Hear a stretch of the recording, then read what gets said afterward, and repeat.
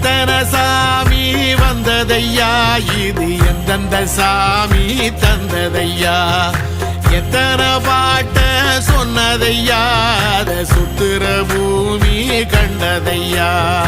அடிச்சு வீசும் காத்துலையும் அந்த தகப்பனாச